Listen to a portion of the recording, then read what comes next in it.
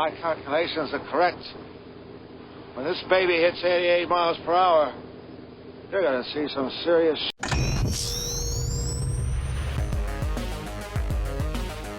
It has begun!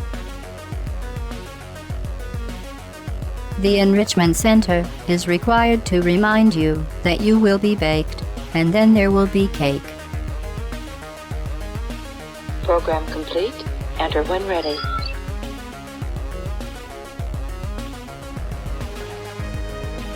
It's time for the week's latest news in tech, gaming, movies, TV, and all things geeky. Welcome to Geek News, Reviews, and Opinions.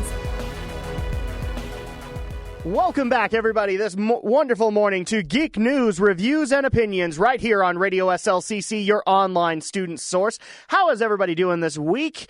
I am doing fine on this wonderful April morning, but we've actually got a lot of things to talk about today, so hopefully you guys are doing well, and let's go ahead and just give kind of a hint of what we're going to be talking about in the Tech Hour this week. First of all, this is going to be kind of a thing for both the Tech Hour as well as the Entertainment Hour. April 1st happened on Tuesday, so for some reason, it's April Fool's, guys, so we have a lot of April Fool's jokes to go over, and some of them are absolutely great. So we'll be going over the tech ones in the first hour with Aldo, and then we will be going over the entertainment ones in the following hour. We're going to keep things kind of restricted just so that we can give everything its due.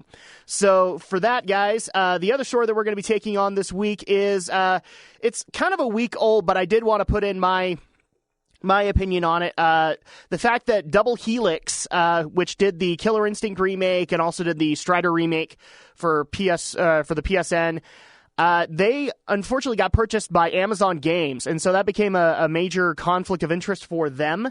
So they actually cannot do Killer Instinct for Microsoft anymore, and Microsoft has come out with an announcement that Iron Galaxy will be taking over Killer Instinct from here on in, as well as made some of the bigger announcements for it.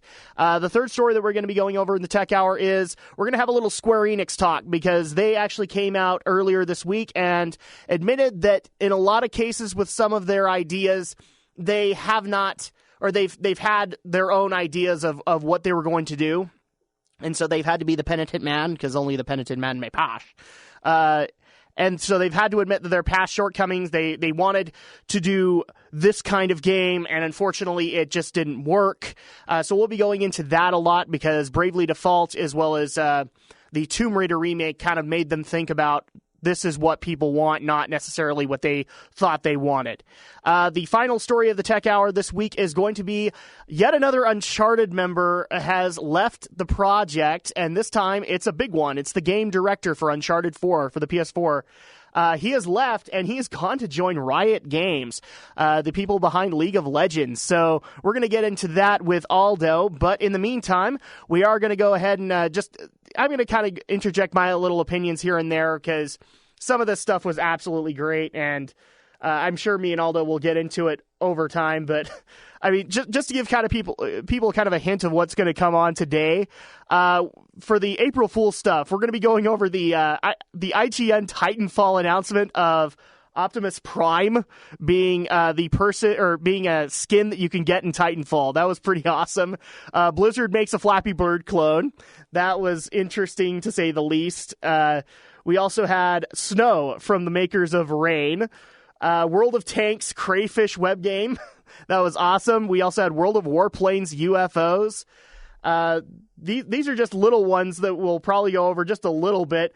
The one that I know Aldo is going to appreciate, unfortunately he hasn't got here yet, but the one he's going to appreciate is Thief Goes 16-bit, and it just looks like a Final Fantasy game, but the thief, instead of being the thief, is the character.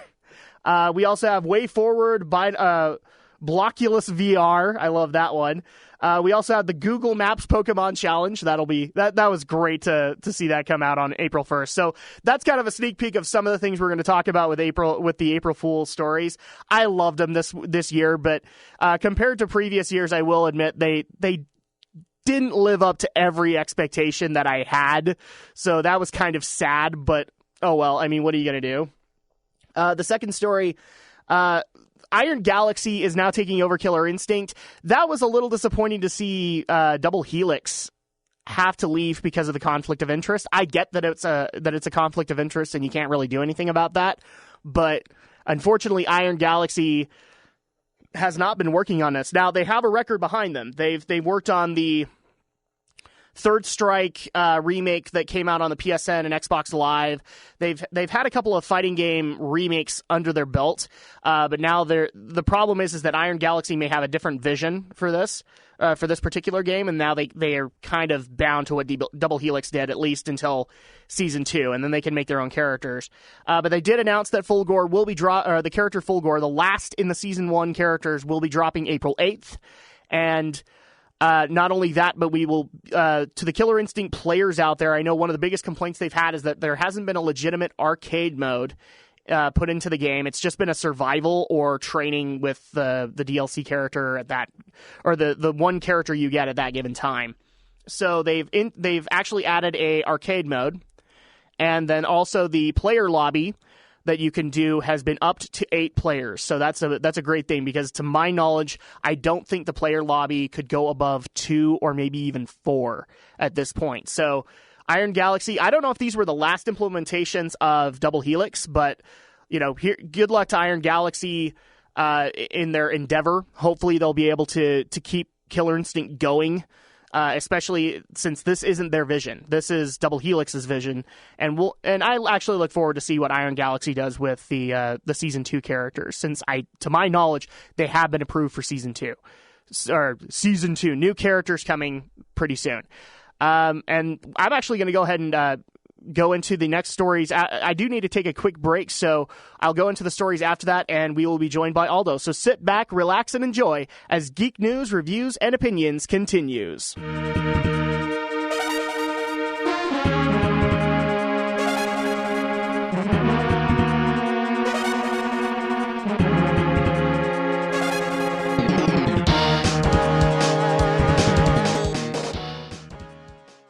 Welcome back, everybody, to Geek News, Reviews, and Opinions right here on Radio SLCC, your online student source. And I apologize, pardon our dust here. For some reason, we're having a little bit of April Fools with the radio station a little bit, but I think we've kind of worked out the dust and the bugs and all that. So my apologies, but let's keep going on. Unfortunately, Aldo hasn't gotten here yet. I've actually been told that he is going to be running late, so we're just going to go into the rest of the stories on my opinions of them, and then we will catch Aldo as soon as he gets here. So the third story, Square Enix, actually... all right, guys, we are doing this live, people. The only way that Geek News, Reviews, and Opinions knows how to do it. We are now being joined by Aldo Gomez live right here on Radio SLCC. So what I was actually going into is the stories of the tech hour. Aldo, how are you doing this fine day? I'm doing okay. With the creaky mic. With the creaky mic, as well as the fact that the mic was not on. How are you doing, Aldo? I'm doing okay now that you can hear me. Raccoons. Yeah, raccoons, exactly. So, yes, we have quite a bit of stories to cover this week, and I think it's just best to start off with the fact that April Fools happened this week. Yes. Now, Aldo, I am going to limit this stuff because there was both entertainment ones as well as tech April Fools stuff, but did you have any ones that were like your favorites? Netflix had 2 really good ones where they had rotisserie. They had like 20 minutes of rotisserie chicken just roasting and 20 minutes of sizzling bacon. Oh, the Netflix chicken and bacon. Oh, that was hilarious. Yeah, and the favorite one was actually the Google Maps Pokemon Challenge. That was released, and it was actually a thing, just not as amazing as it looked at. Yeah. That wasn't like the greatest thing ever. I mean, obviously for me, since I'm an old school geek, my favorite one probably had to have been the Optimus Prime Titanfall DLC. I was like, dude, it's the boxy Optimus Prime. I totally want to see this in the game.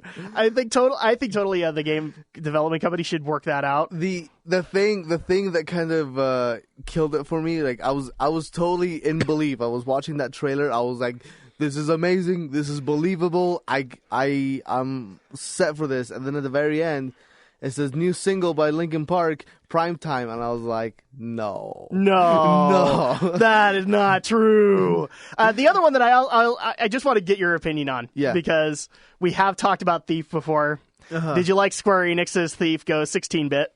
No, I didn't see that. Oh my gosh! So basically, what they did was they took like the original Final Fantasy, like the NES type graphics, and instead of the thief in the regular classes, it's Thief from the game Thief. Oh, nice. And so, if I could actually move the monitor over here in the radio station just to show you, that's basically what it was. Nice. That they were going to do a Thief 16-bit game. I love that one. Way Forward announced the Blockulus VR. Yep. That was pretty freaking hilarious. And I'm sorry, it's just the advertisement, they have like an anime-ish girl, and it just sells it all. This is so great. Let's see, some of the other ones that we could probably go into, the Destiny Collector's Edition, which is the Get Your Ass to Mars collection. I love that one. We also got the Blizzard.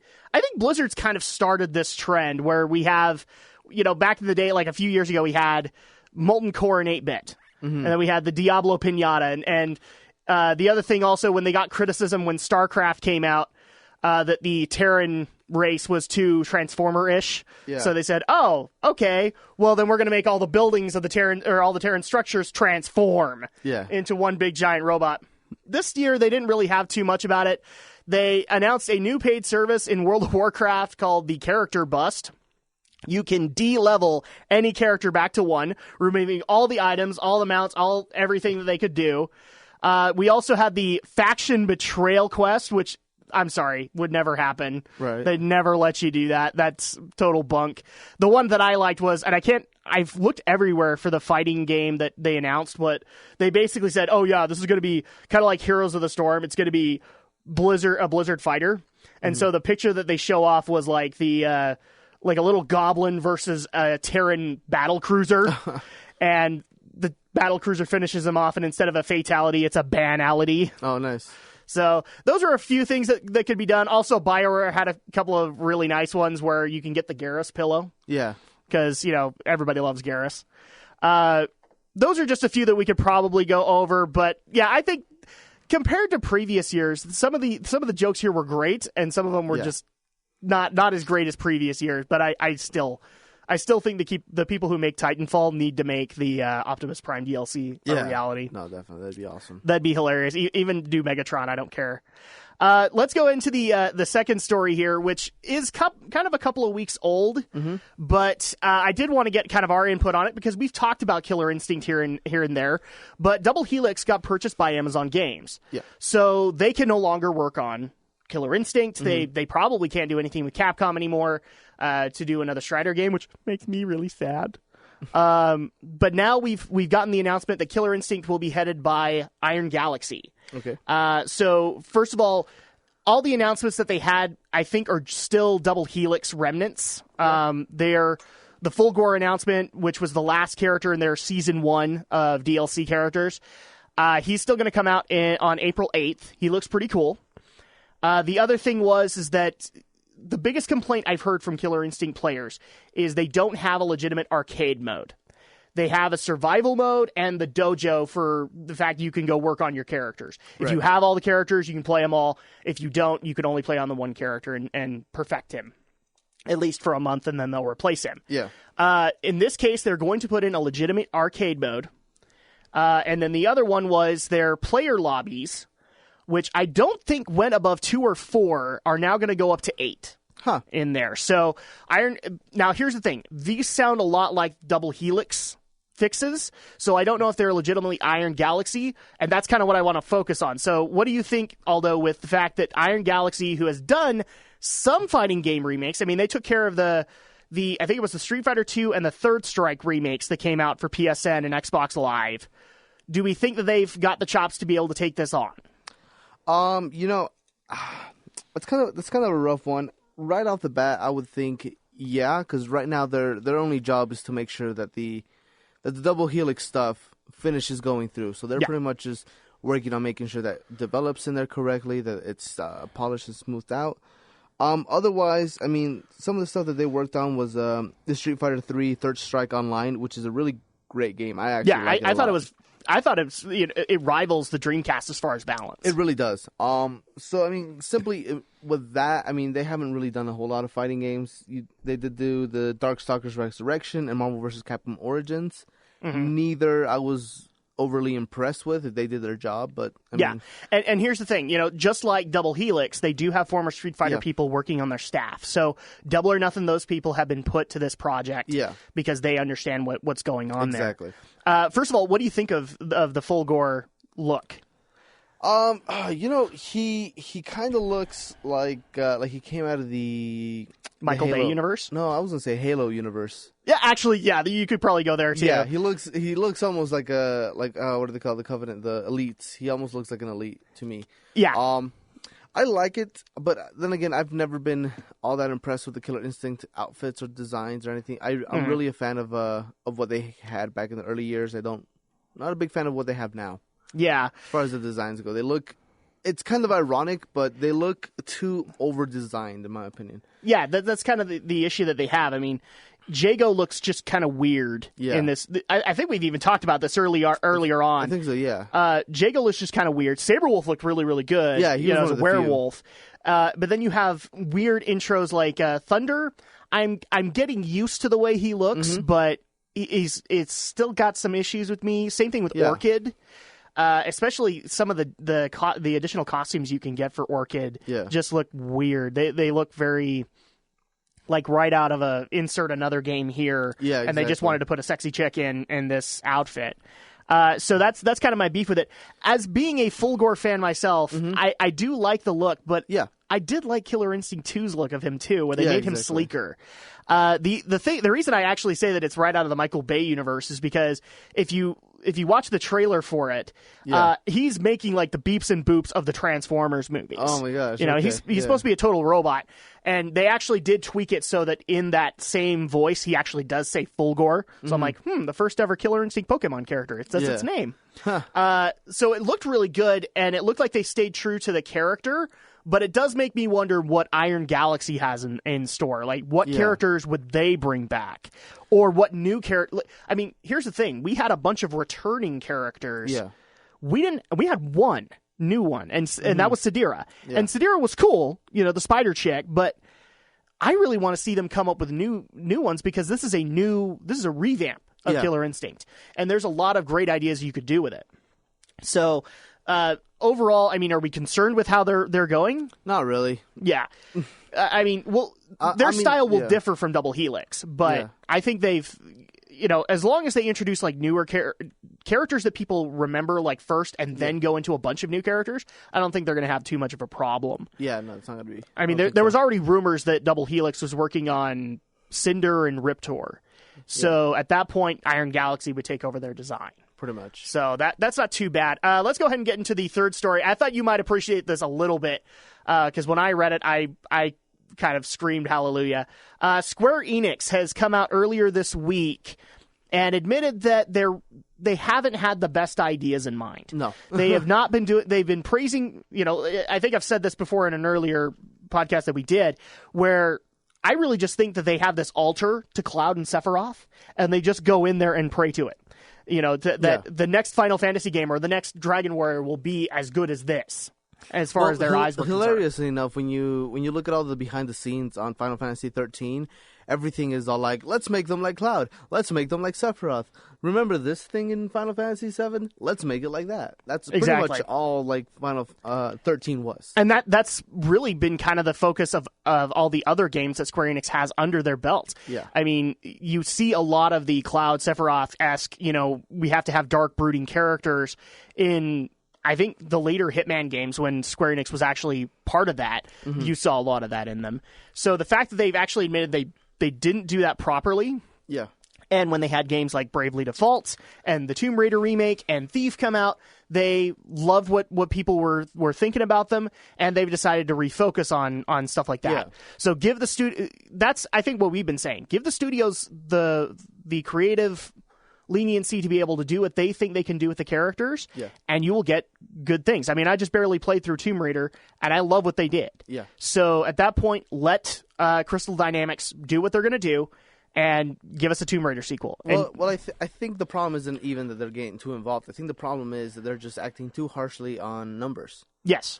And they're so focused on that they themselves lost kind of the vision of what they were doing themselves, and they kind of forgot that numbers will come if you give the product, and if you respect the product, the money will come in. I mean, Tomb Raider at first, a lot of people were not that impressed with it until people got their hands on, and it wasn't the best selling game, but it still sells, and the fact that it's been making enough money to warrant. It sold well enough to do a definitive edition for PS4. Exactly. So I mean, there's that, and then there's the fact that they're going to go back to doing pure JRPGs. They're going to go back to doing what they once upon a time did best. Yeah, and that's a great thing as far as I'm concerned, because Bravely Default, I blame you for getting me into that. I also blame my brother was also recommending it to me, but I do like the fact that they're going to refocus on making genuine JRPGs and trying to figure out what is going to work now instead of what worked then. Yeah. Because Final Fantasy VII, don't get me wrong, it was popular back in the day, but it's just not. It's not what people are looking for now. They've seen way too much of it, and you're right. 13 has way too much of that overtone in it. Yeah, I think the last real original... You could even make the argument the new 15 has a lot of that overtone in it. That's kind of a rough one, and I don't really want to tackle that now because that's an hour of itself. Yeah, because we don't know yet. But... Yeah, well, the biggest part with it, it does have a lot of that whole FF8 and 7 kind of mixed into it. Yeah. But the biggest difference is its combat system, so I'm kind of willing to forgive that. Sure. Because it uses the Kingdom Hearts combat system. And I would love that. Oh, yeah. No, same here. But I mean, they're planning on... Their original plan was Bravely Default was going to be the new Final Fantasy, because it was going to be a new Bravely Default every year type thing. I'm kind of happy that they're, It's kind of interesting you say that, because I did actually remember hearing rumors that when Bravely Default did make its change, I mean, it was the original kind of Final Fantasy Zero that they were going to do. Yeah. So the fact that they renamed it to Bravely Default, I kind of like that idea, because then you don't have it attached to that legacy. And the best part is it works off of its own, the Brave and Default system that it has into the combat, and I want to see what they'll do with that next. What improvements, what changes they can do to that system, because that was a fun system. I enjoyed that quite a bit. I mean, I don't know about you, but it made boss battles a lot more interesting. Just regular battles more interesting. The biggest thing that I will actually say that it does as a benefit is that the gameplay is so solid that at that point, if they want to sit back and tell a story and just use the exact same gameplay engine, I have no problem with it. Exactly.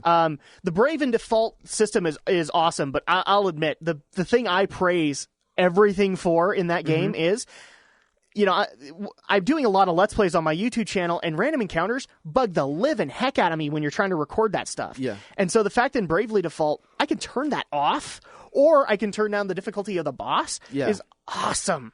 It's a customizable experience. What it is. So at that point, what you can do is you can just sit back and say, I don't want to grind today. I'm just going to turn down the difficulty, get through this boss, and then go through the rest of the story. I can make that decision. Or if I want to go totally hardcore, I can do that too. If you just wake up and you decide, I don't want to love life today. You can just up the difficulty, up the random encounters. If my white mage dies, she dies for real. Exactly. So I do like the fact that they're doing this system, and the fact that they are going to focus on this as being kind of the JRPG model. Yeah. It would be interesting to see what Bravely Default could do on its own as a franchise, do Bravely Default 2. You don't have to necessarily... If you want to bring the gameplay engine into a Final Fantasy game, I have no problem with it. And I think, but carry on this story. And I think the second game has been confirmed in Japan, and I think the official title for it is Second Story. So. Yes, it got confirmed right along with... because I remember seeing the websites did kind of that weekly Japan announcement, and Bravely Default 2 got confirmed right along with the... I think it's been confirmed either as a game or as that it's coming to the U.S. was the the next Ace Attorney game was coming here, or it's being...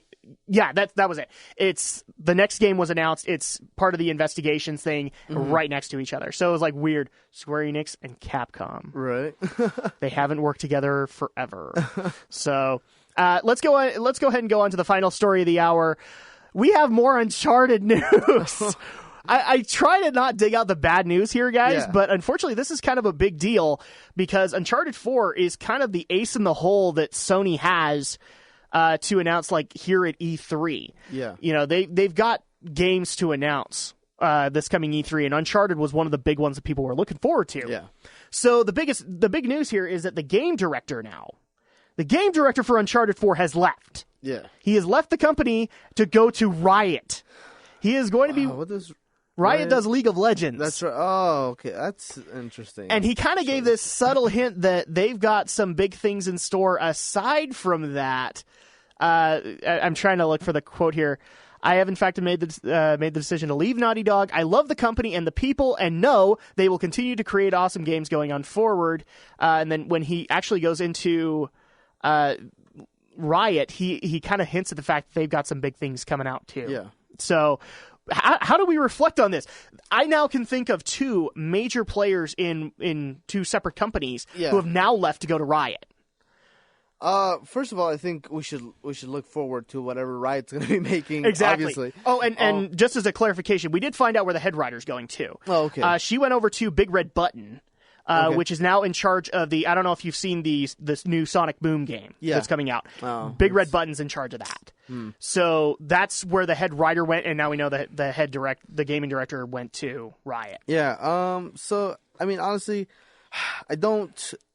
That's the big kind of difference between video games and movies, is that movies kind of... At the end of the day, they do rely on one person, which is usually the director. Yeah. You can have crappy actors, you can have great actors, it doesn't matter. It just kind of depends on the director. Video games, not so much, and I'm not that worried about, I mean, they're head honchos, they are at the top of the ladder, and I should be worried, but I'm really not, because they've shown that they can come out with a quality product. The other thing is that... Well, and you actually brought up the movie kind of analogy there. Yeah. In a movie, director or an actor leaves, it falls apart very quickly. That can spell death for a project. Exactly. So, but in games, not so much. Exactly. The head director can leave, somebody can get reassigned. Yeah. So that's, a lot of people will go, this is the death of Uncharted, and they started to already. This is the death of Uncharted, this is not going to be a good game. That's not set in stone, guys. The only thing that we know is that the team that made The Last of Us, which is another great game by Naughty Dog, is working on this. Yeah, exactly. So I mean, I'm not too worried. More than anything, it's definitely going to be a different Uncharted, which I have no problem with. It's supposed to be the start of a new story. Yeah. The other thing is, it's also the manner in which these people are leaving the company. A lot of them. I mean, I think the other Naughty Dog person was fired. I think that's what we said. No, she walked off. Yeah, she walked off. She's leaving, or he. I don't know.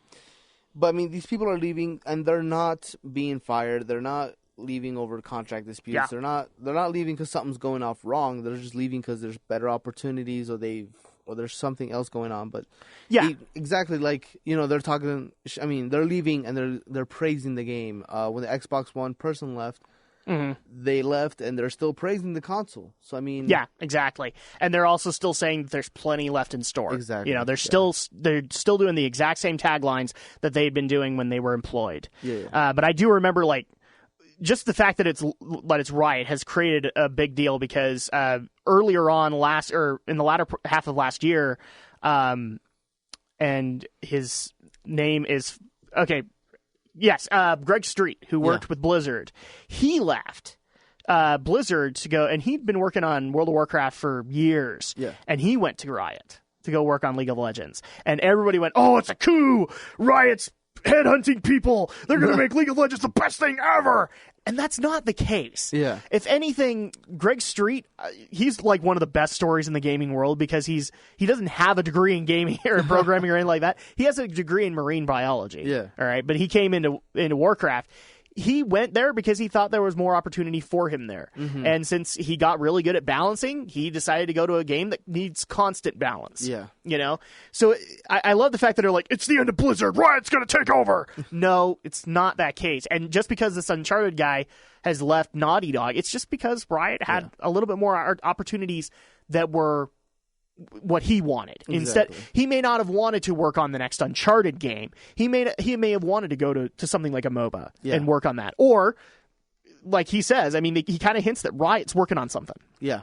So at that point, that just makes me excited, because League of Legends is all well and good, but I would love to have something just with a story, just to see if Riot can do it. Yeah. So, exactly. I mean, at this point, I don't see a reason to panic.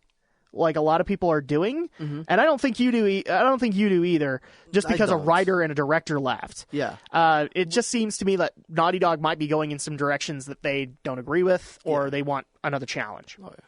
So that actually is going to kind of wrap things up for the tech, or at least the stories for the tech hour. We're going to be talking plenty about other things, and we actually do need to take a quick break. In the meantime, though, Aldo, do you have a review for us this given week? I know I do, but kind of not yet. But we can talk about yours though. Okay, so when we get back after the break, we will be talking about my review of, and this is actually kind of old, but I finally got around to near completion for Strider. So I do want to get into it a little bit, talking about Double Helix. So sit back, relax, and enjoy as more geek news, reviews, and opinions continues.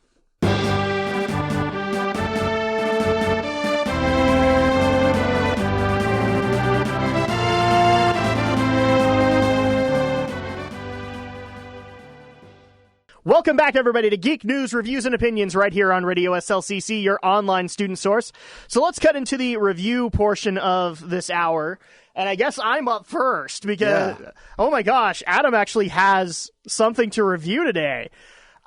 I took a lot of time with this, and I know that it's been out for like more than a month, but there's a lot to this game. And you keep talking about it every week. I do, because it's so great. It really is, especially when I actually got my hands on it. I really thought about, Aldo, and I'm not going to lie, waiting till I got a PS4 and then getting this game. Yeah. But given that the only difference between them is frame rate and resolution, I went, okay, I'm just going to pick this up. So I picked up Strider, which came out from Double Helix, and it's a wonderful remake. Okay. Now, the first question that I've got to ask you, Aldo, is: did you play any of the Strider games when they were out? Yes, I played the PlayStation one, I believe. It was Strider 2. Yeah. Okay. Yeah, I think that's the one that was the port of the arcade, wasn't it? No. I don't think Strider 2 was ever a port. It was just an existing sequel. The original Strider on Genesis was the arcade port. Oh, okay. That was like one of the living examples of, Genesis does what Nintendo don't. Yeah. Because they got that out, and the NES's version of Strider was bad. Yeah. I mean, really bad.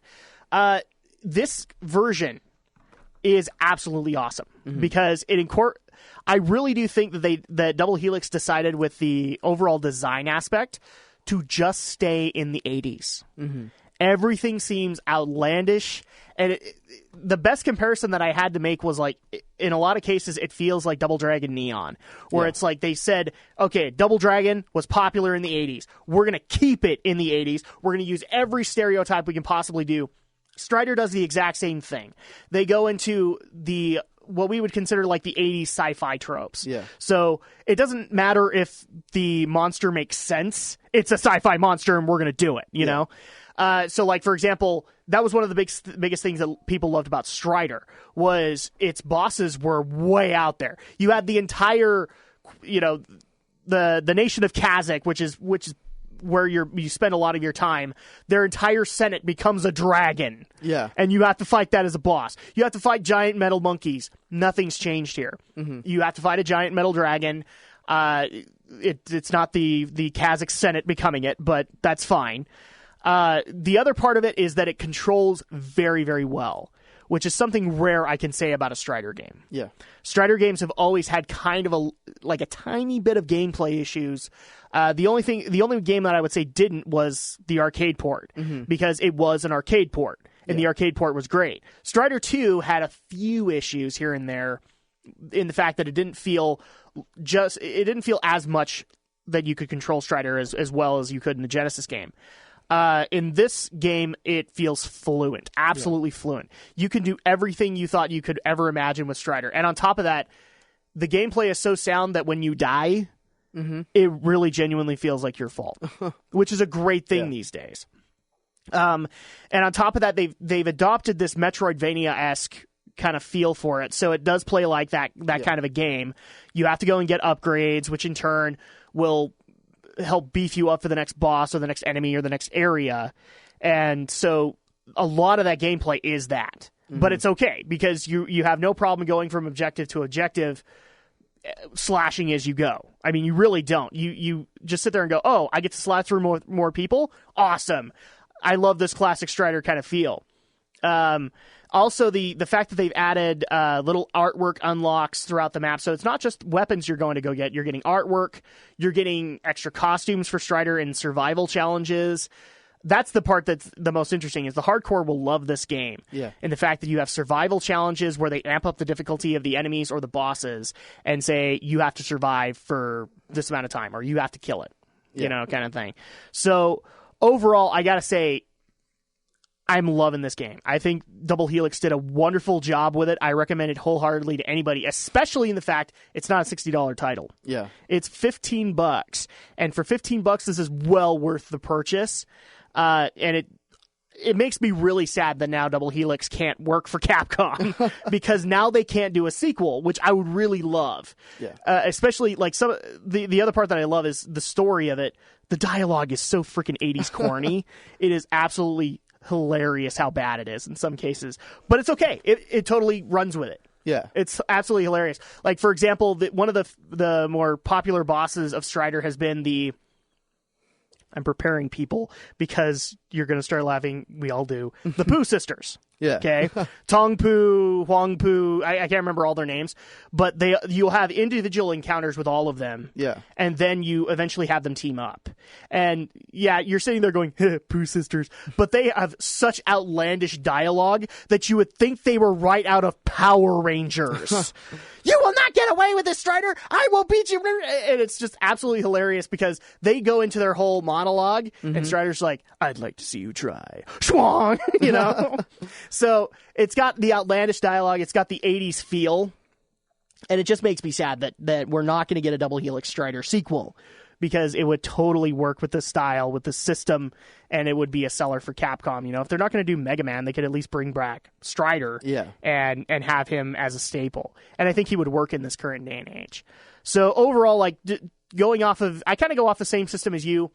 I'd give it a 4 out of 5 because obviously the survival challenges I don't think are going to accommodate to a new gamer. Mm-hmm. The artwork is not exactly something that a lot of people are going to enjoy. You and I will enjoy it because it's concept art, it's sketches of how they wanted the characters to look, but it's not going to be something that everybody was going to like. But the gameplay will keep you so enthralled that you will literally lose track of time. Yeah. I'm going to admit this right on cue here. It's a good thing that I have the schedule that I do because I've been late to a couple of things because of Strider.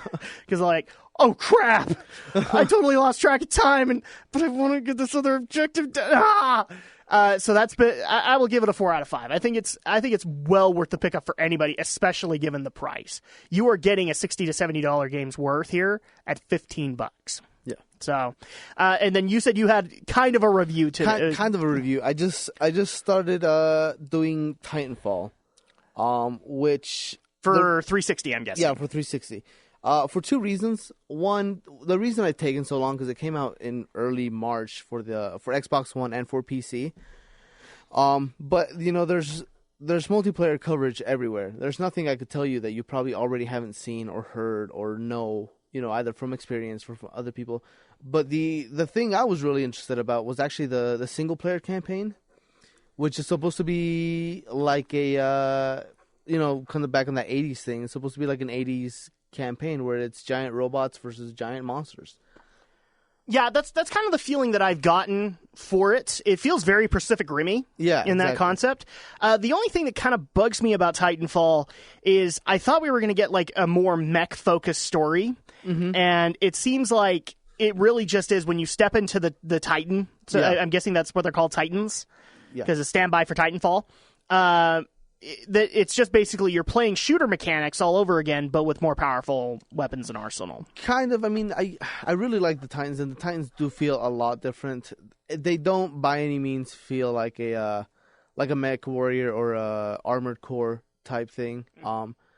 They actually feel a little bit more mobile. But I mean, it is kind of that. I mean, so you kind of do.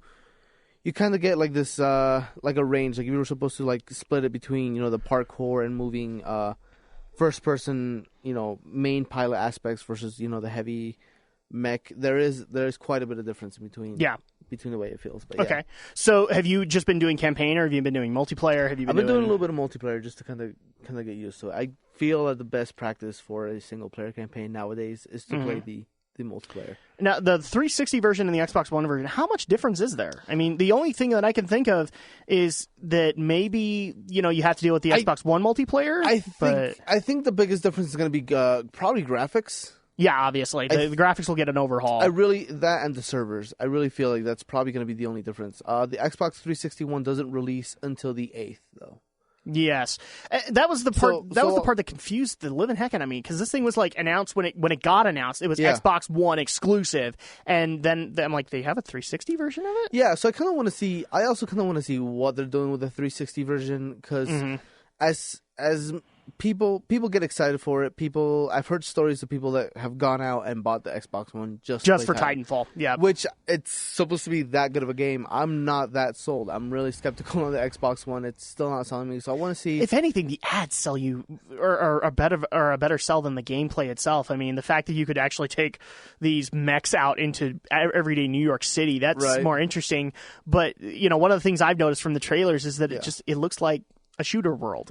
It doesn't. I mean, sure, it looks futuristic and post-apocalyptic in some cases, but there's not really anything defining it away from being a shooter with mechs. Yeah. So I mean, right now I've been playing the PC version for the multiplayer mostly. I don't really want to get into the campaign until I get into the 360 one. Yeah. Just because I kind of want to go into that with a fresh view on that. Mm-hmm. But I mean, I like it a lot. I like the difference because it does feel. I'm not gonna say it feels like two different games. Yeah, but they do feel like two different gameplay styles, because all of a sudden you lose all the mobility and all the advantages. You're big, you're clunky, you're destroying buildings. Exactly, but at the same time you can't get squashed. You do have giant firepower. You don't. So I mean, there are differences, and they are good though. I guess the question that I would have is, because it looks to me like in the trailers and the gameplay that I've seen, the styles are so similar. Do you actually get confused? Like, do you have a point where you think you're in a Titan and you're not? No, by no means. Okay, you have because the best comparison I can give it to somebody that hasn't played it is it actually feels like this should be the game for Attack on Titan. Minus giant robots for giant monsters. Actually, yeah, that probably would work. I mean, because like the biggest difference is that so when you're a pilot, you have such mobility. You run around everywhere. You can jump on top of buildings. You can snipe from the buildings. You can run around, and you're fast. You're tiny, and you're vulnerable. But then when you become one of the Titans, you're giant, you're clunky, have firepower, but you don't have that mobility anymore, and you kind of lose and you gain some, that type of thing. Now with the Titans, can you have? I know you can have long range, but can you actually do full on melee in these things? Because that was one of the big advertising points when it got announced. Yeah. So you can actually, and it's really cool because one of the things that you can do is you can actually. You can give your Titan different commands when you actually get out of it. Mm-hmm. So you can give it like a follow mode or a defend mode where it'll just stay in one place and defend itself, or it'll follow you around. Okay. And so one of the things you can do is that you can eject out of your Titan, keep it in follow mode, and when you start attacking another Titan, you jump on top of it and you start shooting it. That sounds really cool. That sounds like a Starship Troopers kind of thing. Yeah, your Titan that was following you will go up to the other Titan and punch them while you're attacking them. Nice. Okay.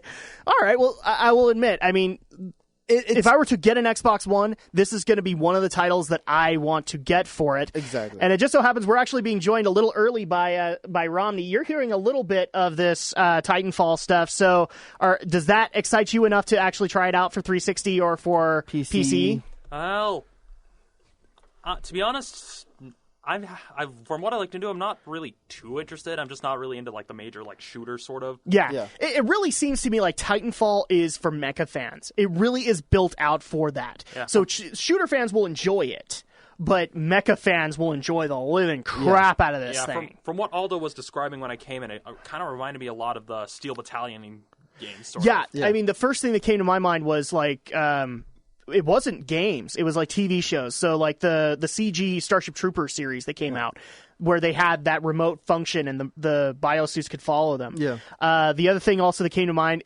being an anime fan, I've watched Blue Gender, and Blue Gender had kind of that aspect too. So for me, one of the biggest callbacks to was actually what's it called, Mech Warrior. It was probably one of the earlier ones where you could actually get out of your Mech Warrior as bad an idea as that was, and your little Yeah. trooper falling around. Because the mech warriors are huge. Yeah, just imagine though that little pilot could actually defend itself, and you pretty much have Titanfall. Yeah, that I would actually say that's one. I'm glad you brought up Mech Warrior because that's really who they were catering to when they did Titanfall.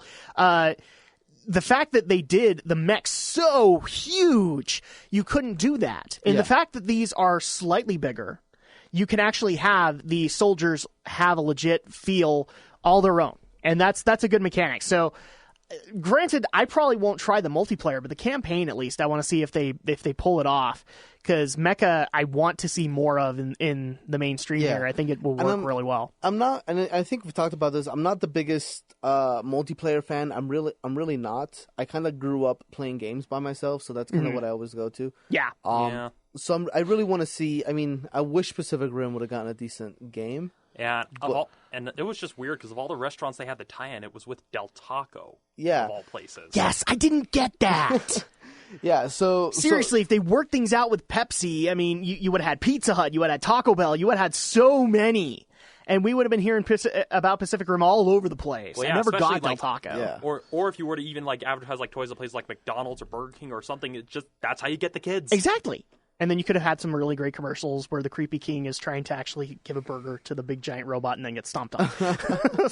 Or it would just be a giant Burger King Jaeger that just fights the monster and then hands out the burger to the monster. No, Romney, don't go there. No, I don't want to. No, it's in my head now. Having Crap. flashbacks of Ultraman all of a sudden? A little bit, yes. Did we just segue into the entertainment hour? We did kind of do that. So actually, in the meantime, we do need to take a break. And then when we come back with the entertainment hour, we are being joined by Romney. So there are a couple of things that I do want to hear about. First of all, overall score of what you played thus far for Titanfall. So far, Titanfall has been fun. It kind of has a big learning curve, especially since everybody's had a month to get into the game. It feels a little one-sided.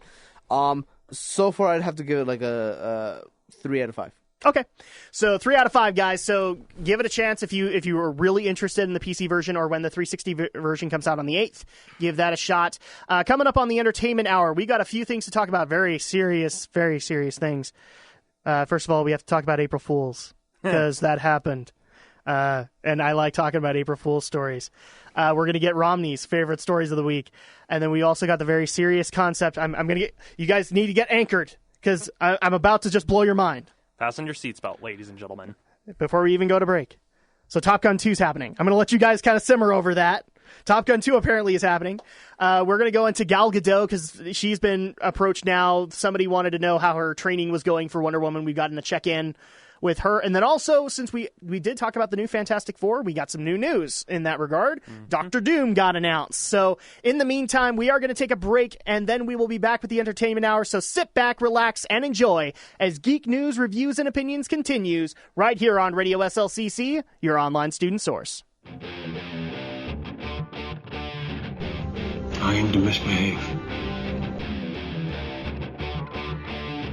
If you test me, you will fail. Calm down, Doctor. Now is not the time for fear. That comes later.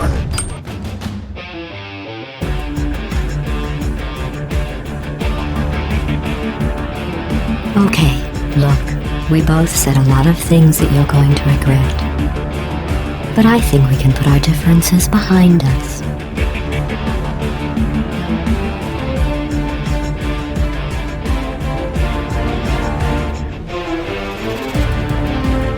You thought this was over? But we've only just begun to geek out. Welcome back to Geek News, Reviews, and Opinions. Welcome back, everybody, to Geek News, Reviews, and Opinions right here on Radio SLCC, your online student source. I know that we have some intros that go on during these hours, but unfortunately, they're, pardon our dust, because for some reason we can't seem to get them working. I will get that fixed as soon as possible. But first of all, how is everybody doing? Welcome to the entertainment hour. I hope you all are having a wonderful April morning, and hopefully you all had a great April Fool's, even though the rest of this week is just going to be covered in that fact. Nobody believes any story that's going to come out. At least not for the first while. Nope. And just for, I am being still joined by Aldo Gomez, the video game reviewer for The Globe. Hi. As well. We didn't get a raccoons? We don't. Coons. There you go. That's been like the trademark now. Because I have to sit back and edit these things, and every time it's just like he inches over. Raccoons. Raccoons. Exactly. And then we're also being joined by Stephen Romney. He is the movie reviewer for the Globe. I have no trademark. Yeah, well, not yet. We'll work that out. And here's the thing. I mean, you have multiple effects also for Aldo, where he goes into the Molyneux effect and all that stuff. So in the meantime, though, since you're just barely joining us, Romney, April Fool's has happened. Did you have a favorite prank that happened over it? Oh, I'd have to say favorite not so much pranks, but kind of publicity stunts would have to come from both Cheetos and Power Rangers, because Cheetos they had the Cheeto cologne. Yes, the Cheeto. Oh, that's right. I saw that. And the Cheeto. that one I thought was pretty funny. And then the one that they do on the Power Rangers Facebook page was pretty funny, because I didn't see that one. Well, because they always do a product every year where they advertise a product that. The first year the Facebook page was up was prior to the release of Power Ranger Samurai, so they introduced the Mauve Ranger. But then the following year they had a Ranger cologne, and this year what they had was Power Rangers themed jewelry. Wow. And the funny thing is, all the comments on all the posts, they had the Morphrines, gonna propose to her at FanX. Give her this ring. Give her this ring that has that is diamond studded to look like Zordon. Actually, it was an engagement ring designed after the Morpher. And the funny thing is, it actually looked pretty cool. They had his and her. Oh, I believe it. His and her rings, and it was just funny. You look at all the comments, and everyone's just like, "Why is this a joke? We would buy it." Exactly. That's one of the things that comes out of these April Fool stories is that some of it you want legitimately true. Like I was telling in the previous hour to Aldo, the Titanfall Optimus Prime DLC, that should happen. That would be totally awesome to happen. Yeah, and so far the only prank that I actually got to see happen live was on the Today Show, and just how it was just a failed prank. It just did not go. Yes. Because it was just the whole toothpaste Oreos, but I'm guessing someone didn't get the memo of who was supposed to get the real Oreos and who was supposed to get the fake ones, because the anchor that was in on it got the real Oreos, but then they also gave the real Oreos to Matt Lauer, and so the joke was negated, and Al Roker just kept eating it, not thinking anything of it. It wasn't until the other female anchor noticed, is this, mint Oreos? And... No, it was just a major fail. Oh man! Yeah, no, one of the other pranks I saw was I don't know if you guys follow them. They're called Improv Everywhere. They're really known for doing flash mobs and instant musicals in places. And they on April 1st they released their video of them doing a live Spider-Man stunt where they had an actor come down on a crane that they built and all these things. That was their April Fool's, was the fact that stunt was not real. Oh, really? Yeah. So yesterday, they on the 2nd, they showed that they used a green screen, that the crane that they showed in the video wasn't a real crane, that it was already there, that they just threw wires to make it look like they made it. Oh, jeez. That all the people that you see in the crowd are all actors as well. So it's just kind of this giant elaborate video within a video type of thing. I think my favorite, also one of the really heartwarming ones I saw was that this comedian went to this homeless shelter and basically had his crew kind of remake it into a 5-star restaurant. Oh, yeah, I saw that. Yeah. And all the homeless people were coming in. They were pretty much given the 5-star treatment, given goodie bags after their meal with extra food and stuff, and even gave the shelter $5,000. And that was definitely one of the more heartwarming stories I saw. There was another one of a waitress who kept getting pranked the whole day, and it was just people giving her amazing tips. And I think at the end of the day, they also gave her a car. Wow. Okay. That's great. Yeah. So let's actually get into some of the April Fool's pranks that happened this week. So first of all, I have separated these out. So there will be some tech ones, but I'm trying to stick specifically with entertainment ones, just because I think you would appreciate these too. Yeah. So the Sony announced the PS Vita smartphone. I like the picture that they put with it, the Vita Galaxy S5. Wow. That makes it almost sound like they're going to work with Samsung. I like no, it's an IPS Vita. Yeah, exactly. The IPS Vita. Part Samsung. Exactly. Pre-order now. The other one that I appreciated was the Domino's Edibox. Oh, yeah. Oh, my God. The edible pizza box, because apparently it's too wasteful, so they're just going to make an entire box out of a pizza crust, which was, I looked at that and went, I might try that. Yeah, just I'd once. buy it. I try it just to see if maybe it's just stale, it's just bread, or if they actually seasoned it or whatever. And then I'm like, wait, they painted it. Probably not. Yeah. Well, yeah, that, and given they would all, the painting, there would be the painting that, and if they used the same seasoning, it would then get really greasy to just open the box, because when you open, Domino's has that garlic seasoning stuff gets all over your fingers. Yes, and it would just be covered in the box itself. So if anything, you'd be getting an even more oozing box. And then just imagine giving that to kids. Oh man, I did like the David Hasselhoff photobomb. Yes, we had the Auto Awesome photobomb. So a Google prank. This feature allows any of your pictures to be photobombed by none other than David Hasselhoff. And I actually looked at it, and this is just me, but I'm just like, is that Alec Baldwin? And then I went, no, that's the Hoff right there. Yeah, big difference between Alec Baldwin and But David dude, that would be Hasselhoff. awesome if Alec Baldwin did that too. Like he photobombed all your stuff. The other one that we could go over is the Reddit announcement of Headit. I never saw the details on this one, but it looked kind of interesting. I'm like, basically, it sounded like Headit was going to be Reddit's version of Google Chrome. Huh. So at that point, you could get heavy criticism regardless of whatever you were surfing. Oh, you're surfing this site? Well, that's stupid. Yeah. Just kind of typical Reddit. And I just noticed that there apparently was something on HomestarRunner.com. Yes, Homestar Runner kind of updates. You can head over to Homestar Runner and hang out for a bit on the main page to see the new material. I don't know in particular what they did, just because this one's new to me, but I would be interested to see what they did for the I'm curious because I'm one of the many people that was like following Homestar Runner back in its heyday, and so when it stopped, a lot of people. I was one of the many. There was like that webcomic of the whole reload, and just like any updates. No. The other one, since we all run YouTube channels of some kind, we also probably saw the Game Grumps doing their own April Fools of doing the Cat Grumps. So they were all cats, probably, and I think they just when they did gameplay footage, it was just lol cats. I think the entire day, and I think that actually comes from a criticism that somebody else did of them. They did was it the Animeme? Yeah, Animeme. That was a pretty bad sketch, but it was actually was one of the few times where I commented on the video and I actually got a response by the actual animator because everyone else was like talking, oh yeah, this was good, but I actually pretty much reviewed the video and gave it like the full Romney treatment, and then the guy's just like, this is feedback. Because like the last little skit is the Game Grumps sitting on their couch and their cats, and I think the John cat goes like, Aaron, we're cats. Yeah, exactly. What would have probably made it better is if they actually got Aaron Hansen and John Jafar to actually do the voices, because you could tell that the impersonators probably only had passing knowledge of who they were. And if you guys follow the Fine Brothers, that do Kids React and Elders React and stuff like that. Teens React that are now working with freaking Nickelodeon, because apparently Kids React is going to Nickelodeon as a series. I can see it. I could see it too if they do 2 or 3 things per episode. Yeah. But their April's Fool's joke was Cats React. Oh, I love that. Oh, I gotta go look that up now. Yeah. And then the last two that I did want to go over, because we actually did mention this one because it was one of your favorites, was Netflix's new unique series, Chicken and Bacon. It was literally that you watch a rotisserie chicken cook and bacon sizzle. They actually had streaming video of this. You just watched bacon sizzle. Wow. So that was priceless, because like everybody's getting on them going, what's the next big Netflix series? Bacon.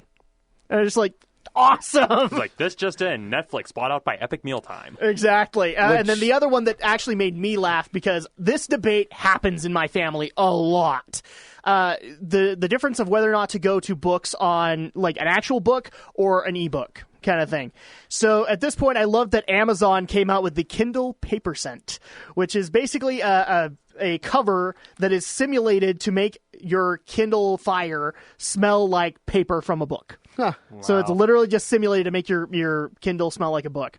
This one I retweeted all over the place with my family because, here's the thing, I got reactions. Wow. Everyone's like, that is so awesome. I totally read ebooks now if they did that. No, April Fool's joke. Why? And then the whole debate started all over again on Facebook. Books are better. Ebooks are great. No, books are better. Yeah, because the strongest argument I heard is that basically a Kindle is a book you can break. Pretty much. I mean, and here's the thing. The biggest argument, at least that I've seen, to go for books as opposed to a Kindle is you love the feel of the page in your hand. You love the smell of a book kind of thing. Yeah. The ink smell. Books also make arson a little easier. Yes, they kind of do. Yeah, that and it's also there's a lot of arguments like back and forth. I usually kind of waver back and forth personally between like looking at digital versions of books and like tangible versions. So yes. it's probably a debate that, I mean, we at the paper have had to deal with that sort of thing of like, should we go entirely online or should we keep printing? Yeah, exactly. It's a debate that's probably not going to go away for a while, at least not. But here's the thing: you could have your website smell like paper, and that would totally work. Well, right? and the thing is, they're actually working on something in Japan that would actually basically simulate smells. It's something you plug into your iPhone. And it's for all the poor people. Oh, I've heard more than that. I've heard smell-o-vision monitors for computers and things like that. It's nuts. Yeah. But in the meantime, we do actually need to take a quick break. When we come back, here are a few of the things that we got to talk about. First of all, we're going to be talking serious because Top Gun 2. I'm going to let you guys simmer over that still and give your opinions on that. And then we're going to be talking Gal Gadot, and we're going to be talking Doctor Doom today. So in the meantime, sit back, relax, and enjoy as Geek News, Reviews, and Opinions continues right here on Radio SLCC, your online student source.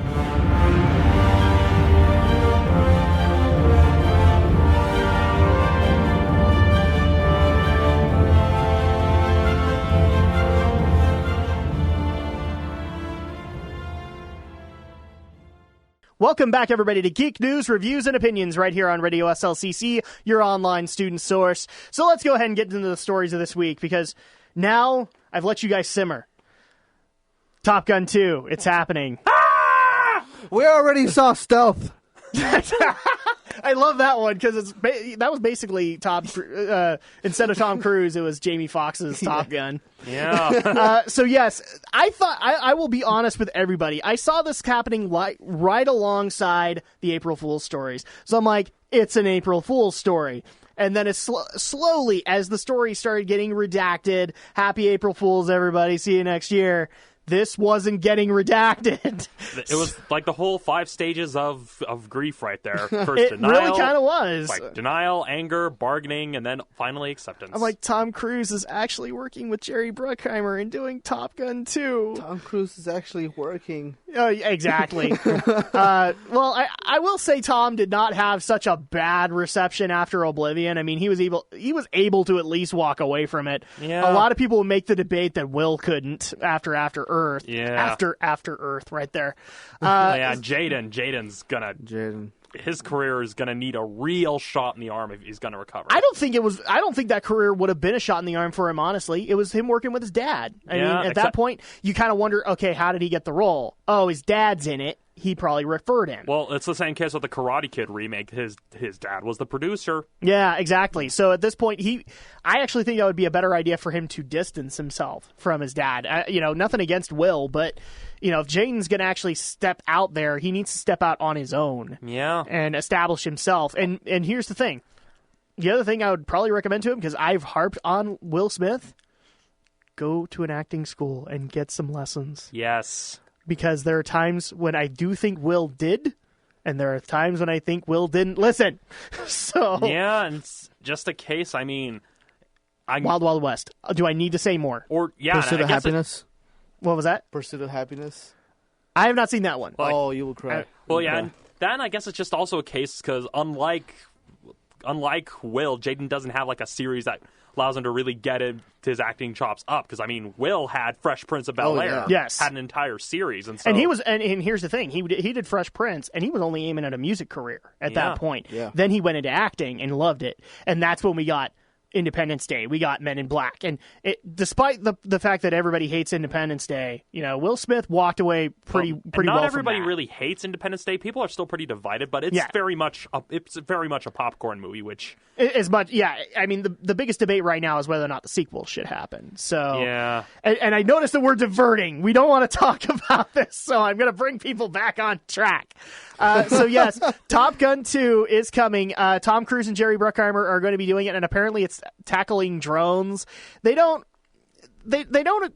admit what the actual story that it's going to be, what Tom Cruise's role is going to be. But I have to say, I mean, it's going to be Top Gun. He's probably going to come back in as an instructor for Top Gun, or maybe like a come out of retirement sort of thing that he has to. Yeah, but given the fact that they're announcing drones, I like the fact that Aldo brought up stealth, because that makes me think, oh, the drone is just going to be like stealth, where it's its own AI and it's going to start running on its own. And you need renegade pilot, whatever his name was, Tom Cruise, to step into the scene. Exactly, you need Maverick. because he's the only one that can outfly it. But he's like, I can't do it. I don't have my bromance buddy Goose anymore. I can't fly anymore. And then Val Kilmer comes out of nowhere in his big gut. He's like, didn't you remember? I said I'd be your wingman anytime. Ultimate bromance! Seriously, I can make fun of this movie all day. No. See, that's when you just also work in a Batman joke somewhere. See, you could work in a Batman joke. You could work in a Batman Bane joke right there. Well, I was just meaning more because Val Kilmer actually played Batman, so you can even just with the gut, and he's like wearing just like a costume bat cowl. Iceman, why do you have rubber nipples? I don't get it. just because you could. I mean, or even better, I like the joke that a friend of mine gave to me, which was, oh, and we actually get the specialized single "Playing with the Boys" by Miley Cyrus. Like, dude, but seriously, that would happen. They got to because one of the things that walked away from Top Gun was the Kenny Loggins soundtrack. Yeah. So they have to now replace that because I don't think Kenny passed away? I can't remember. No, Kenny Loggins is still alive. Yeah, but he's not going to come back and do this. He's still logging in. He's still... Hi-yo! Yeah, maybe still living at Pooh Corner for all we know. Yeah, for all we... Oh, back in the days of Christopher... Why did you have me go there? Why did you have me go there? Okay. That's my thing. I always bring people to places they don't want to go. Yes, you do. That's why I'm still single. Yes, you do. And then Aldo has to bring in raccoons and the Molyneux effect into the whole thing. Now, let's go ahead and get into the next story because this has been something that geeks have been worried about the entire time ever since she got announced. Mm-hmm. Gal Gadot as Wonder Woman. We now have a check-in. She's been doing a lot of training with the same people that did Henry Cavill, that did... I didn't even know this, but Russell Crowe volunteered to get trained by this person. Even Amy Adams volunteered to get trained by the same guy. Unless you say The Rock, I'm not going to be impressed. Well, then again, given what he did, what do you have against The Rock? Well, given what he did what the trainer did with Henry Cavill, I can see why they'd be volunteering. It's like, hey, he made him look good. I want to look good. Let's go with this guy. Exactly. So do we have a photo? Do we know what she looks like? We don't have a photo per se. Just all I've been able to find is the stock footage of Fast and the Furious that everybody likes to bring up, and then Wonder Woman stock stuff. So we don't have anything on her. This is all we have is basically her discussing the training regiment. And I'm going to go ahead and quote this. Regimen is the proper I'm going to go ahead and quote this verbatim, and if I offend somebody, I'm sorry. I just keep active. Everything that's challenging me, everything that I feel like doing, it's not like I'm only doing TRX or Pilates. I do sports. I do cardio. But I don't like it as much. I'd rather do weights. I try to eat healthy, but sometimes, though, I eat cheeseburgers.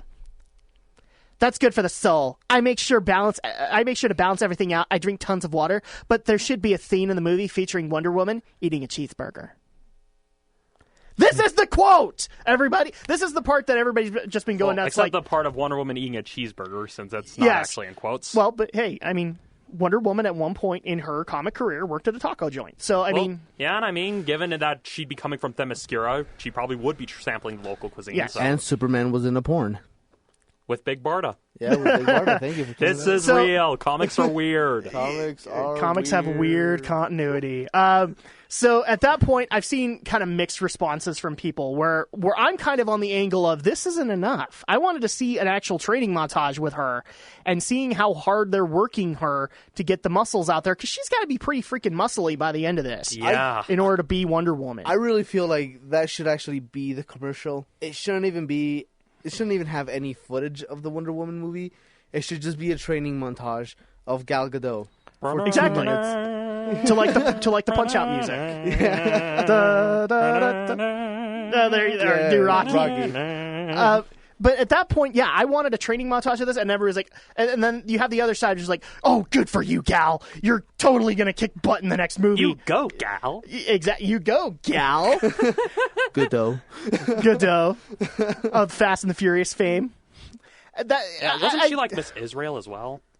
No, I don't think so. I know she was in the Miss Universe pageant, though. That's how she was initially discovered. Oh, I thought she was just in the I just like a lot of the comparisons with her when she first got announced as Wonder Woman. Yeah. You know, the part that everybody went to was the Fast and the Furious scene of her in a bikini. You know, that's obviously proof she needs to be playing Wonder Woman right there. Yeah. And then I heard the controversy of the other person in the Fast and Furious movie who actually did fit the role a little bit better, and because she was a UFC fighter. Yeah. and she isn't cast. But and- she's really short was a problem, though. Yes, 'cause that's what I heard. Amazons are known for being tall. The two people I had my money on that I was hoping would be one, I very doubt she would have been able to even take the part, even if it was offered, was Jamie Alexander. Yeah, Sif from Thor. Yeah, because she's signed on with Marvel, and there's all that politics going It on. doesn't even matter if it's Marvel. Disney would not let her go. Nope. Yeah. And the other person was Alexandria Daddario, and she was the girl from Percy Jackson. See, and here's the one that I would bring to you that I think would be a perfect Wonder Woman. I don't think so anymore because there's rumors she might take another role. But have either of you seen the Battlestar Galactica reboot? I haven't. Okay, Seen it a little bit. so do you know Katie Sackhoff? Yeah. Okay, Not really. Katie Sackhoff, I think she would have probably been okay in that role. However, there is talk now that she's possibly going to be playing Miss Marvel in a maybe her own movie or the Avengers, and at that point she fits that role a little bit better. Yeah. And they're probably going to introduce her in Avengers. Let's just hope they don't adapt the storyline of Avengers 200. I'd actually like to hear the title Revengers one more time from you. Revengers. That'll be Avengers 3, the Revengers. Either that, or Avengers 3, the Revengeance. either that, or that's just their excuse to use the Ron Wasserman Avengers theme that was supposed to be for the cartoon series. Oh my gosh. Oh man. Okay, but yeah. So this is the Gal Gadot story. Are we optimistic, pessimistic? I'm opening it up to the floor. Well, I'm probably going to mostly withhold until I actually start seeing some actual pictures or Yes. at least a trailer or something, because We need to see her in the outfit. You know, that's the bottom line here. We don't know what we're looking at. We don't know what era Wonder Woman we're going for. and we don't even know if the major debate a lot of people are also like, is she going to wear pants? Well, that was the biggest thing that I heard too. You know, when WB was considering doing a series, they weren't going to put her in the leotard. They were going to put her in pants, and that was a good idea. Well, yeah, and then there was also that NBC pilot. They also put her in pants, and while the costume looked all right, that pilot had other problems. Yeah, the costume was not the problem in that. Yeah. So at that point, I just remember the line in the VFX things like "pants to be darkened." Yeah. Yes. So at that point, I mean, we don't have enough. There's not enough to judge here. We still have the questions that we had before. We don't know where she is as far as physique at this point, and we won't know until you actually start sending out pictures of her in it doesn't need to be the outfit. You can put her out in her gym shorts or whatever. We won't care. But we also do want to see the Wonder Woman outfit you're going for. Well, yeah, that, and I'm also just still mostly worried the fact that it's Zack Snyder at the helm, and I mean, I did not like Sucker Punch, so I have heard things here and there that he has brought in Gail Simone to talk about her. So at that point, if he's done that, I'm not as worried. Yeah, there's hope, but I wasn't one of the people who loved Man of Steel. So at this point, Zack trying to take on a full Justice League movie worries me. Indeed. You know, Aldo, what are your thoughts on it? Is this enough? Is this not enough? You know, I'm still just not impressed by Gal Gadot. I don't think she gave all that great of a performance in the Fast and Furious movies. I mean, she had really cool fight scenes and everything. So as far as that stuff goes, yeah, she'll do fine.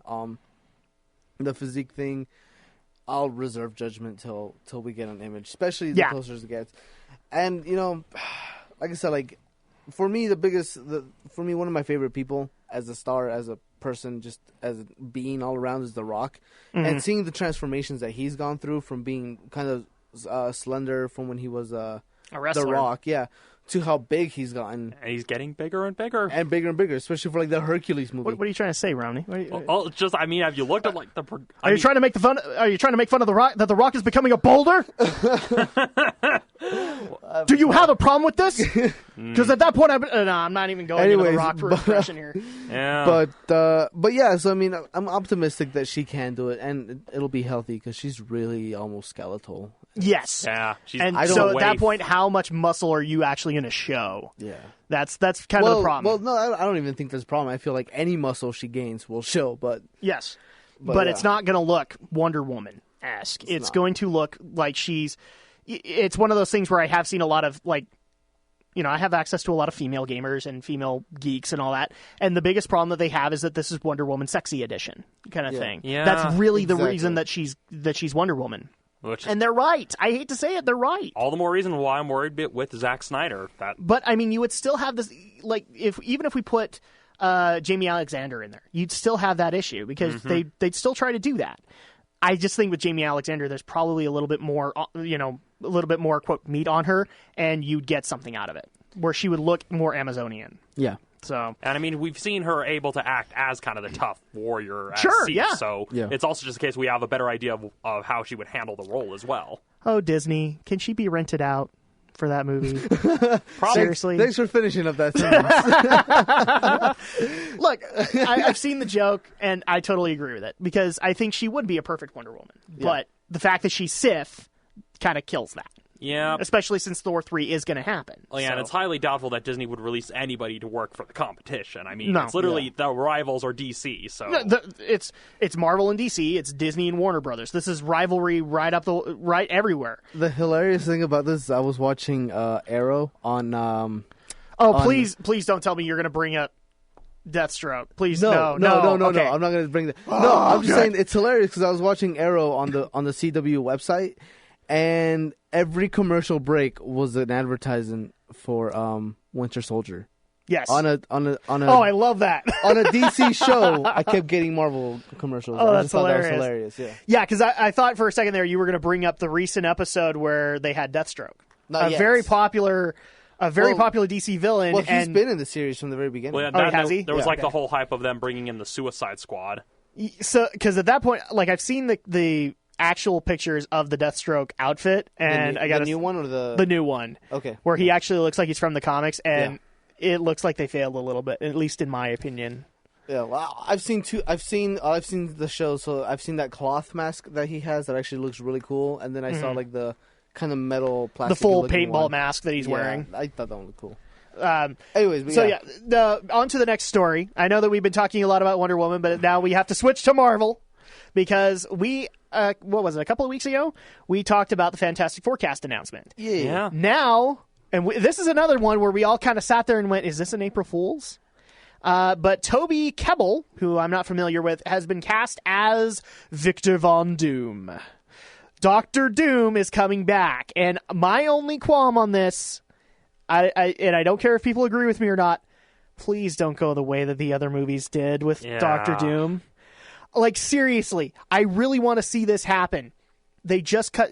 We don't have to have the relationship, okay? You just cut to Latveria, a dark castle, and just have him walk out. I don't need him in the classic attire, but I do want him to be the sole ruler of Latveria kind of thing. Yeah, and another important thing is that they do need to clearly establish that the rivalry is not over a girl, but just literally Dr. Doom wanting to prove that he's smarter than Reed Richards. I mean, a quote, I don't know if it was either Stanley or Chris Claremont, but one of them said that Dr. Doom is the kind of character that would literally eat a baby's head in front of its mother if it would prove that he was smarter than Reed Richards. Yes, he would. And that's I totally agree with that. And that's something that the previous movies just got wrong. They just thought, oh, it's a guy's suit, and they're fighting over a girl thing. Well, and that was one of the things that actually kind of irritated me is that the director kind of said, well, we looked at the original concept of Victor Von Doom and said that just is way too 80s supervillain-esque. And I'm just like, that's what makes Victor Von Doom cool. It's a comic book. Exactly. That is what you're adapting. The Futurama made the joke of the supervillain who eventually got elected president. Couldn't you totally see Victor Von Doom being that? Well, and they've had that happen. I mean, they've had Osborn take over S.H.I.E.L.D. Lex Luthor has been elected to president in the DC universe. Elected, and then, had the spinoff of Superman actually did kill him. Because that's one of those storylines that did get mirrored in the Justice League comic or the animated series. I know that. Yeah. But yeah, we've had Victor Von Doom have prominent roles as well as other major Marvel villains. You brought up Osborn heading S.H.I.E.L.D. Holy crap, that was such an interesting turn for a comic to go to have somebody who we know is evil. Mm-hmm. The other one that I like was eventually, I'm probably going to murder his first name, Victor Trask from X-Men. Got put into S.W.O.R.D. And that was a freaky concept because this is the guy who made the Sentinels. Yeah. Kind of thing. And now he's going to be in Days of Future Past. He is going to be in Days of Future Past. Played by Peter Dinklage. Oh, is it? Did they confirm it's Dinklage? Yeah, confirmed. Peter Dinklage. Oh, I like that. Because I have not seen a single thing of Game of Thrones, but I love Peter Dinklage. So he was the monkey on that Ice Age movie. Yes, he was. He was the pirate monkey. Yes. So we have some basic pictures of Toby Kebbell as or as other roles. And so it's just to basically say this person is going to be playing Victor Von Doom. Again, this is kind of the same Gal Gadot argument. That's not what I'm worried about. Because he looks fine. He looks like he's going to be... Yeah, he could pull it off if it's written the right way. I really feel like... But really the part that I'm wondering about is, how's the mask going to look? Yeah. How is the outfit going to look as Victor Von Doom? Or as Dr. Doom? Because if they don't do that right, which in my opinion the movie's failed...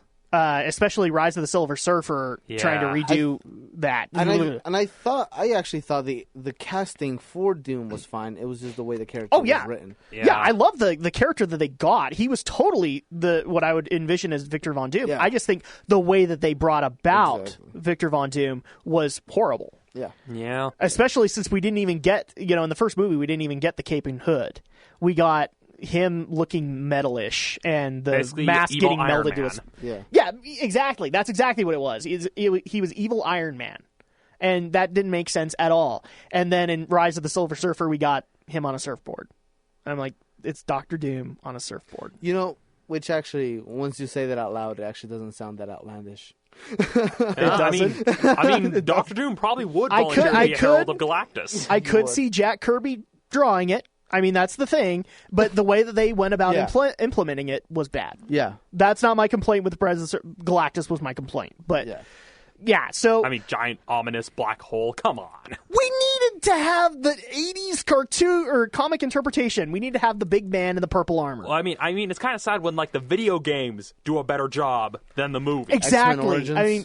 X-Men Origins, Marvel Alliance also had a version of Galactus. I mean, even Marvel vs. Capcom 3. Yes, that was the one I was going to bring up. Because Marvel vs. Capcom 1, they brought up Onslaught, which was a really good villain in the comic storyline. And then out of nowhere in Marvel vs. Capcom 3, we got Galactus as the enemy. Galactus mode.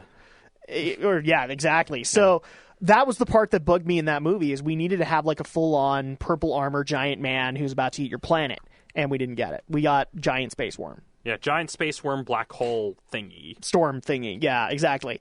So at this point, great on the casting, I think, is what we're all saying, but that's not what we're interested in. Yeah. We want to see how Doom looks. And how it's going to be written. Yeah, and how the atmosphere around him is going to look. Are you going to put him in New York again, or are you going to put him in Latveria? Kind of thing.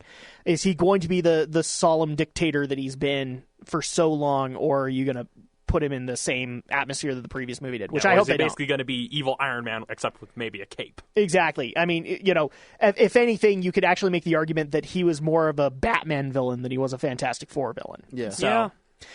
So at that point, that pretty much kind of wraps up the hour. Now, we do need to take one quick break, and then I do have one discussion that I would like to bring up to both of you, because not only did April Fools happen this week, but we also had and this is not an entertainment thing, so we're going to be bringing Romney into the technology hour, but the big three finally started their E3 talk. So we're going to start talking about that ourselves. I've also got the summer announcements that I'm going to be covering, so sit back, relax, and enjoy as Geek News, Reviews, and Opinions continues.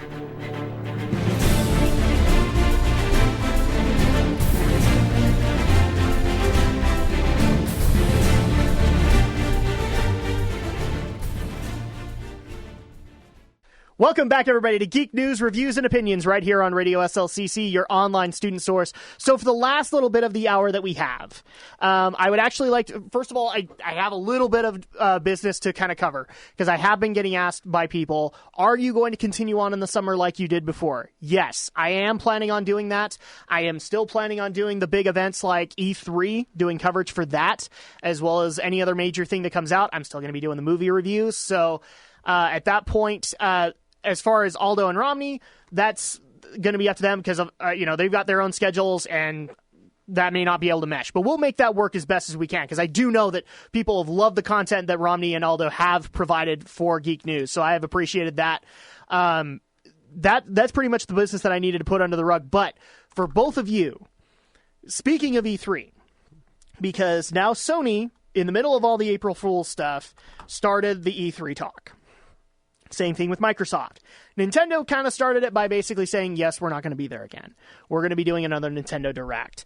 So at this point, the entertainment hour has become the technology hour. Yeah. So Romney, your thoughts on, or I'm sorry, Aldo, your thoughts on, because I'm supposed to be making these mistakes and I'm not doing it anymore. Romney, your thoughts on E3 this year. Are you excited for it or? Well, to be honest, I've just been kind of on the fence with E3 in general for the past few years, since my interest in video games is kind of not so much like waned by choice, but just kind of the case I haven't been following it nearly as closely since I don't have access to nearly as many options to game as much, since the only newest console I really have access to is my 3DS, and that's about it. Yeah, pretty much. I mean, do you at least have the previous generation, or? Well, yeah, I've got an Xbox 360 and the Wii, and those are like the newest. I still hold on to some of the retro consoles like the Super Nintendo, Nintendo 64. So at that point, you still have at least something to work with. Yeah, so far the only major thing that I hope there's some announcement for, and I think of all the new stuff, there's only one new thing I'm actually kind of excited for, and that would be the Phantom Pain. Yes, but that I'm kind of up in the air about that now, because Ground Zeroes didn't do as well as they thought it was going to. Well, that's because a lot of people could tell that they were getting kind of ripped off, especially since people were saying that it was amazingly short. Yeah, because Ground Zeroes is effectively supposed to be like the tanker incident from Metal Gear Solid 2, a prologue leading into the main game. Yes. So a lot of people were pretty pissed that it was that, and they're worried that we're going to have another Metal Gear Solid 2 twist. Where we ended up playing Raiden the entire game, and we didn't like that. Well, yeah, especially with the whole like Ishmael sort of thing of like, oh, is there another clone of Big Boss? And there's even the whole room. It's the Kojima universe. Of course, there's another clone of Big Boss. Well, yeah, that, and there's also the rumors of Kojima wanting to remake the first two Metal Gear games to kind of take care of any discrepancies. I have been screaming that forever. He needs to do that. Well, yeah, because those actually were good stories. So if he did that, I'd have no issue with it. Well, yeah, just from what he's... Ow, bit my tongue. From what he said, it's just a case of he's still currently kind of putting everything into the Phantom Pain right now, but he says the option is open because there are certain things from the early games that don't match up with what he's done since Peace Walker. So exactly. Yeah. Aldo, your thoughts on E3 here. Now, here's the thing that I didn't point out. I mean, the biggest thing that we've heard as far as announcements from the big three is focus on games, because obviously the new consoles have very little as far as those are concerned. So at this point, Microsoft has said that's their focus in E3. They're actually going to. They even said that they're going to start unveiling their Kinect lineup for Xbox One. So that's going to be there. But we knew it was going to be there. Yeah. Yay. And there was much rejoicing. And there was much rejoicing. Yeah. So Aldo, your thoughts on that matter? I'm not sold on either I'm not sold on either console as far as, running out there and buying one right this year. Yes. I've talked about this before. I'm happy with my PS3. I'm happy with my 360. Well, kind of happy with my 360, and kind of happy with what's out now, because I don't really have any incentive to go out and run out and buy a new console. Yeah, especially considering they're trying to get rid of backwards compatibility. That's another major issue. Exactly. Yeah. So I'm kind of hoping that something will woo me to the point where I'm not going to go out and buy a new console, because I'm a college student and I'm notoriously poor. It's so weird to talk about, but that's really what we're waiting for, is for Sony to just woo us in. Or at least for either side to actually have the game that gets us to want to get the system. And like I said, Titanfall would be it if I was more of a shooter fan. I'm kind of not, so I'm kind of hoping. But here's the thing also, too. Yeah. It would be also interesting to you if it was Xbox One exclusive. Exactly. But it's not. Yeah, because more third parties are kind of avoiding exclusivity because that's not nearly as lucrative as it was in the past. I mean, both of these consoles, the PS3 and the 360, still have, what was it, 2 or 3 years worth of games still coming out for them. Mm-hmm. So at that point, everybody's just going, there's no point to switch over, because Watch Dogs, because Assassin's Creed, it's all coming out on our current gen. Yeah. Mm-hmm. And the only difference between them is graphics. Yeah. Yep. So at that point, I agree with you, Aldo. Yeah, and my biggest disappointment from E3 last year, and it's actually ironically a disappointment, was the fact that they announced Kingdom Hearts 3. That's not the disappointment, but that was I was really excited about that. Yes. But it was the fact that it was coming to 360, and we didn't see any announcements whatsoever to take any of the previous Kingdom Hearts stuff over to 360.